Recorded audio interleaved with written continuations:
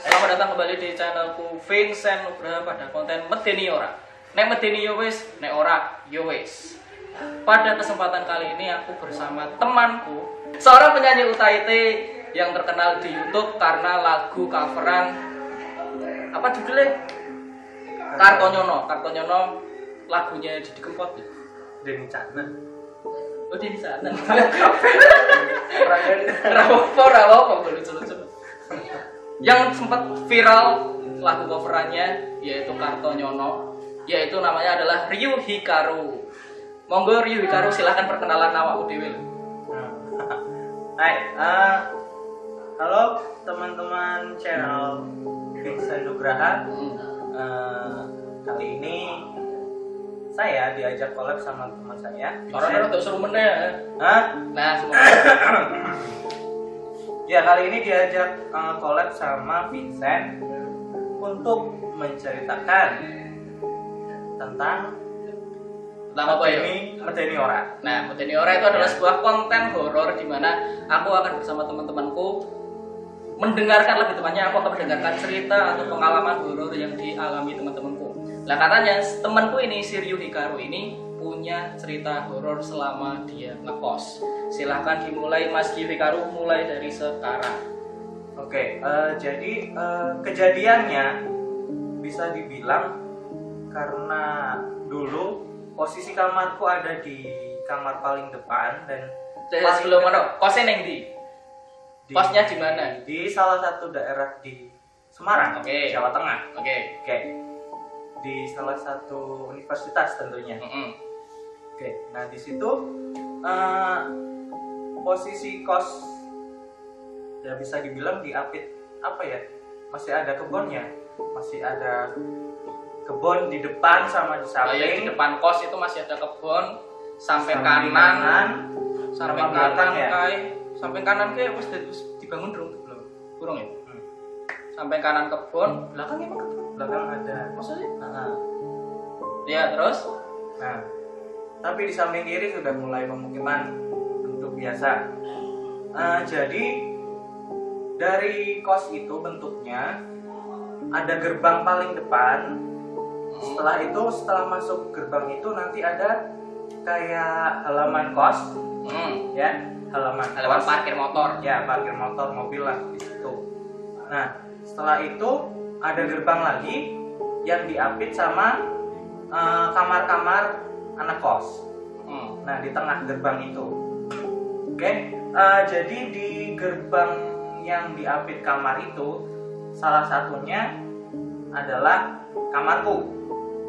Lokasi Nah, jadi bisa dibilang lokasi kamarku ini ada di paling depan dan menghadap ke halaman kos.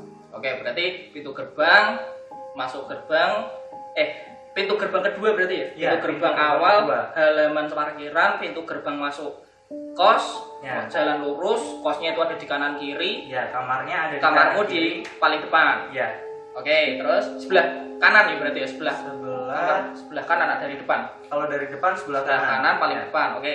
Terus Oke. Nah, di kamar itu ada jendelanya. Jendela itu ngadep ke halaman. Jendela ngadep ke halaman. Kalau kamar yang ke belakang itu jendelanya ngadep ke dalam ya. ke dalam Jadi, semua, ke parkiran dalam. Parkiran dalam sama ya arah ke dapur, ke toilet gitu. Nah, kalau yang kamar paling depan itu dapat jendela di depan juga buat ngadep ke halaman. Nah, ceritanya dimulai gini. Karena ya biasa kos cowok kan. Apalagi anak-anak mahasiswa kan ya. Main malam, pulang malam kayak gitu kan biasa. Nah, salah satunya itu mereka ya bisa dibilang memanfaatkan aku buat jadi Pembuka gerbang mesti. Nah, jelas. karena di paling depan, jadi kalau ada yang telat malam udah terlanjur dikunci, yang bukain otomatis yang kamar paling depan. Ya, benar sekali. Seperti itu. Jadi bisa dibilang juru kunci. Terus setelah itu gerbang. Nah, kan mulai sering tuh ada yang pulang malam. Terus ngetok di jendela depan kan otomatis kan. Otomatis biar dengar ngetoknya jendela yang depan. Ya, jendela depan. Dan nggak tahu kenapa, padahal kita juga ada kayak grup di salah satu aplikasi gitu kan, grup kos. Apa sih Mas? WhatsApp? Ya, ada di WhatsApp, ada grup kos. Tapi kenapa mereka nggak miss call atau apa gitu ya, tapi langsung otomatis ngetok di jendela gitu kan. Nah, jadi misal mereka pulang kemalaman dan waktu itu saya anak baik-baik jadi tidurnya awal, bisa dibilang jam 11 itu udah tidur lah. Jadi kalau di atas jam itu hitungan anak kos jam 11 tidur iki gak sih? Nah, iya, lebih awal banget. Iya. Jadi otomatis terbangun dari tidur. Jadi misal di atas jam 11 itu dulu pernah gini, Bapak kos pernah bilang pokoknya jam malam itu buat jam 11 ya, jam 11 setengah 12 apa ya? Emang ada jam malam? Buat ngunci gerbang. Oh, ngunci gerbang. Nah kan pokoknya sebelum jam 11 harus dikunci gerbang kayak gitu. Nah tapi karena bapak kosnya juga nggak di kos, istilahnya kosnya itu emang beda lokasi sama rumahnya si bapak kos. Jadi yang dapat amanat itu kamar paling depan. Otomatis pasti kamar paling depan. Ya. Nah disuruh buka tutup kunci. Nah sering bukain kunci tiap malam, digedor, Mas tolong bukain. Oh ya oke. Itu 1, 2, 3 kali, sering lah.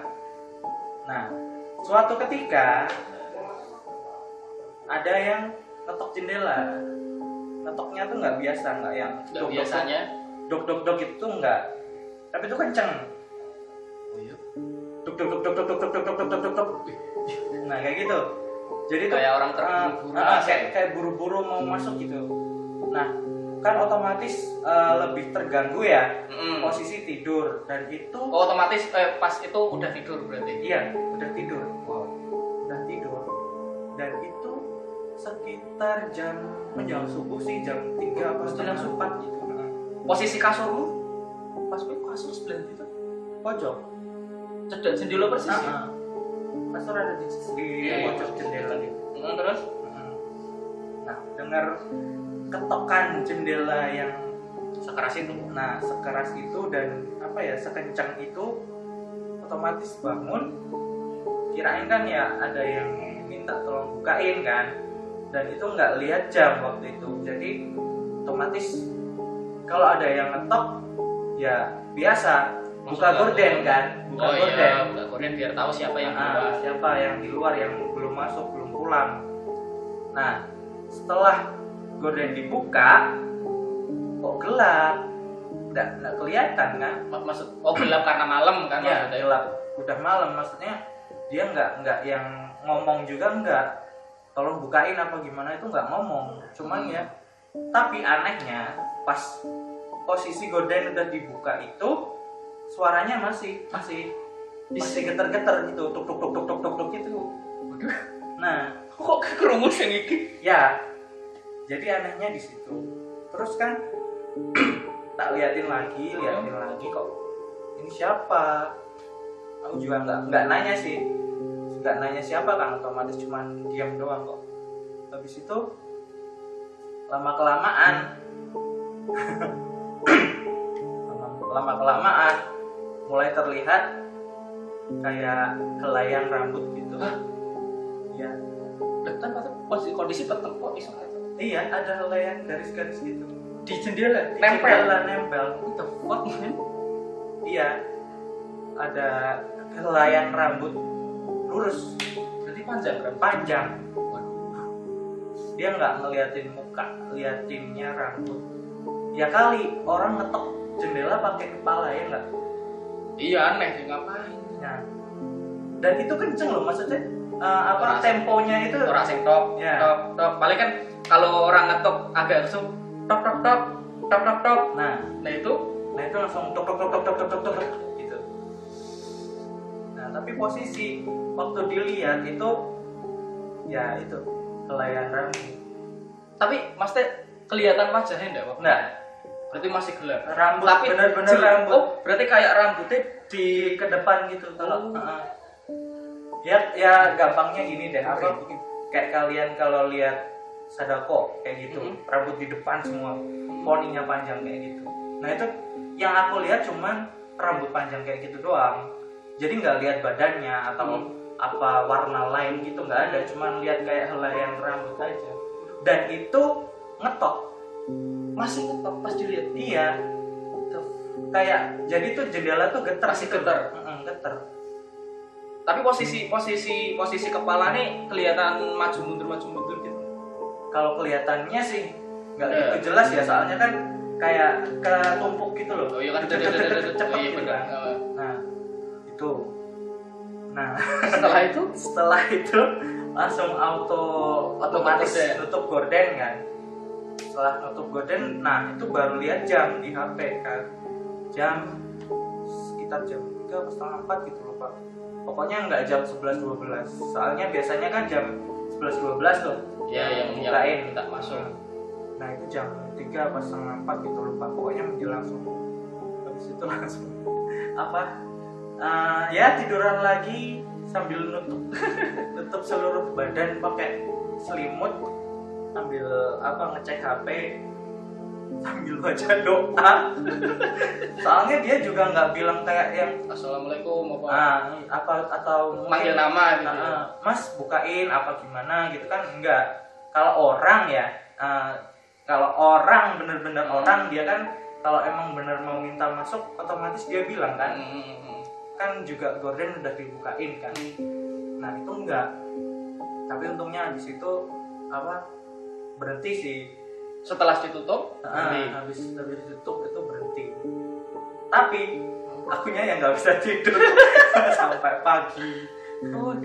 Tapi berarti waktu itu nggak sempat ngecek keluar juga. Nggak berani. Jujur nggak berani. Ya wajar sih. Iya. Kan kalau Iya. aku dalam posisi seperti itu rawani. Nah, jujur nggak berani kalau ngecek keluar, karena udah kaget duluan kan, otomatis waktu lihat di jendela kan. Jadinya nggak berani kalau ngecek keluar. Misal pun ngecek keluar itu kalau dia manggil dan aku kenal suaranya. Tapi dia nggak manggil waktu itu. Nah, dia nggak manggil, dia nggak ada suara sama sekali. Dan toh kalau misalnya ternyata itu orang kos beneran, kamu besoknya, dan besoknya pun mesti kalau itu orang kos pasti besoknya dia bakal nanya. dibukain. Nah, mas kok nggak dibukain kayak gitu. Jangankan nunggu besok, nek kamu menutup gorden nggak keluar, kan pasti dia gedor lagi minta dibuka. Iya, tetap dia protes. Tapi kan, habis itu langsung bilang. Habis itu nggak ada suara. Aku ini lagi kurung jelas sih. Iya. Tapi kondisi kita berandai-andai saja. Misalnya itu hantu. Dari fisiknya kelihatan seperti apa? Apakah seperti kuntilanak dari rambutnya panjang berarti? Apakah kita bisa ngasumsi, kamu ngasumsi itu kuntilanak atau apa gitu enggak? Pak Uyo tuh. Kurang bisa sih jujur ya, soalnya emang kayak gitu kan tidak bisa dipastikan ya. Apalagi enggak jelas ya. Entah itu yang cuman kepala atau apa kan nggak tahu. Jangan membuat saya berimajinasi lebih serem lagi. Soalnya dulu mikirnya emang kayak cuman kepala gedor-gedor gitu. Soalnya kan dari badan juga nggak kelihatan kan. Iya ya. Tapi setelah itu nggak pernah muncul lagi. Setelah itu yang kejadian itu nggak itu tahun berapa? Sekitar tahun apa ya, masih tengah-tengah 2013, 14 ya, 14-an mungkin ya, 13-14 kayaknya. 2013-14. Setelah itu lulus udah nggak pernah istilahnya diganggu yang seperti itu lagi. Bukan gitu. Salah satunya menjelang 2015 itu kan otomatis ada kayak yang kita ada kegiatan kampus yang kita praktek itu. Oh, magang. Magang sama yang di KKN ya.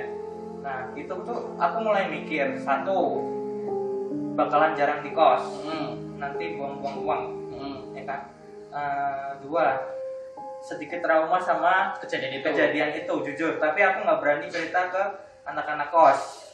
Soalnya takutnya ntar kalau misal aku cerita dan aku pindah kamar, ntar kamar itu nggak ada yang mau nempatin. Nah, Berani juga. Nah. Tetap bertahan nih kon. nah saya bertahan, tapi waktu pergantian 2015 itu pindah ke kamar sebelah yang ada temennya.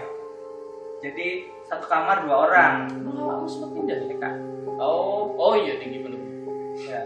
Jadi sekamar 2 orang, dan istilahnya aku juga jarang di kosan, Kalau yang waktu ada kejadian itu kan Sendiri, sendiri ya, satu kamar sendiri. Akhirnya satu buat meringankan beban ongkos ngekos ya. 2 karena sedikit ada apalagi kalau sendirian lagi. Tuh. Tapi ya jujur itu nggak berani bilang lebih nggak berani juga. Maksudnya diserem kan, ketakutan nek disebarkan yang sakos. Iya. Luweh horor sakos itu. Iya. Aku gak pernah denger sing cerita sepele iki. Karena emang saya nggak cerita ke Anda. Iya kan emang pernah aku ingat kamu pernah cerita ono sing gedhok. Cuman aku gak ngerti nek ceritanya sedetail iki. Iya. Jadi seperti itu ceritanya. Jadi sedikit info ya. Dulu saya sama Vincent ini satu kosan juga. Dan itu tidak saya ceritakan sedetail ini sama Vincent. Aku sama sekali nggak ngerti. Cuma dia pernah, aku ingat dia pernah cerita, pernah ada yang ngetok jendelanya. Cuman aku nggak ngerti kalau itu yang ngetok kepala dan ceritanya sedetail ini. Nah, mumpung ada konten yang seperti ini, mending kujabarkan sekalian. Penghuni kos yang sekarang hati-hati. Tapi kosnya terakhir aku lewat kono apik ngarepnya wis gak kebun gitu. Upgrade dong. Upgrade. Ya pasti dong. Setannya lebih modern. Oke, terima kasih Rio Hikaru atas cerita yang aku udah temenan sama Rio Hikaru cukup lama, tapi aku baru dengar dia punya pengalaman yang cukup istilahnya detail dalam kejadiannya ya. Kadang aku pernah dengar cerita orang pengalaman horor itu kadang agak lompat. Jadi aku namanya nyambungin ceritanya kurang bisa. Tapi ini cerita yang runtut. Kalau dihitung apa istilahnya? Pengalaman sing menakutkan secara fisik ya enggak ya. Kalau secara fisik sih enggak ya. Tapi lebih ke apa ya? Lebih ke aku nakutinnya itu nakutin sing traumatik tapi bukan secara fisik menurut. Ya, jadi nggak lihat wujudnya langsung kayak gitu. Oke, terima kasih Rio Hikaru atas waktunya. Semoga kalian terutama fans Rio Hikaru namanya Rio Zora. Halo Rio Zora. Idola kalian punya cerita horor. Jika kalian emang ngefans sama dia, kalian harus tahu cerita satu ini. Terima kasih telah mendengarkan. Karena ini permintaan dari Rio Hikaru untuk merahasiakan identitasnya. Belum saatnya untuk face reveal. Terima kasih. Nama saya Vincent. Saya Rio Hikaru. Bagaimana ceritanya dia tadi? Metini ora. Nek metini yo wis, nek ora yo wis. Bye bye. Bye bye.